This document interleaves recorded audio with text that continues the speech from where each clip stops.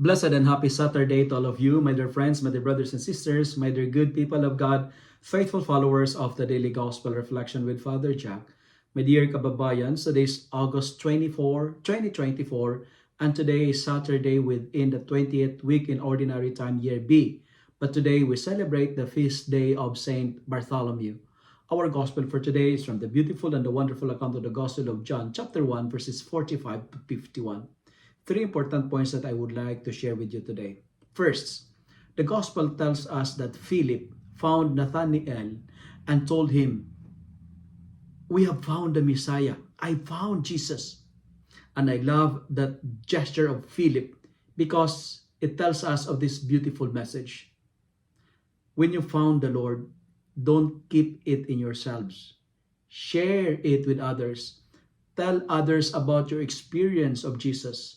Share others about your encounter with the Lord, because your encounter with Jesus is a living proof to dispel the doubts and skepticism.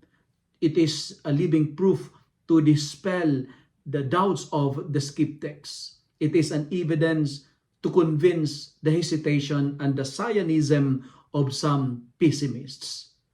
Now, if there are suspicious and uncertainties, invite them by simply saying, "Come and see." Come and see is a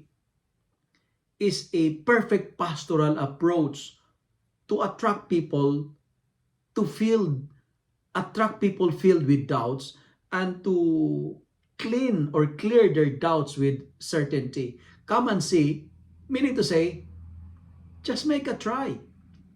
Friends, we don't need spectacular activities to convince others. We don't need to spend more resources, more money to magnet people or to attract people to our faith. The formula is very simple. Come and see. When you are invited, say yes. Because like Nathanael, you will see greater things. It will surely change you when you encounter the Lord, because encounter the Lord will transform us. From being Nathanael, he became Bartholomew, the feast we celebrate today. From being a skeptic, he became a lover of truth. He became the great apostle by a simple invitation. And finally, Nathanael was very frank to his response, and he said, "Can anything good from Nazareth?" He had a bias with people from Nazareth. He looked down and despised people from Nazareth. But you know what, my dear friends?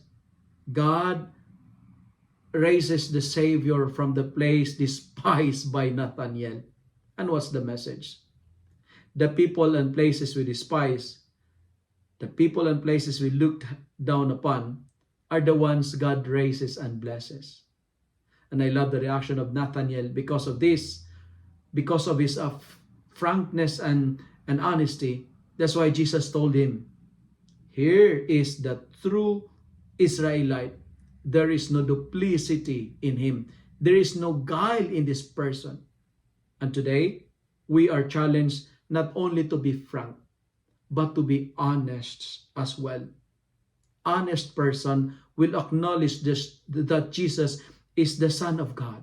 Honest people will recognize that Jesus is the King of Israel.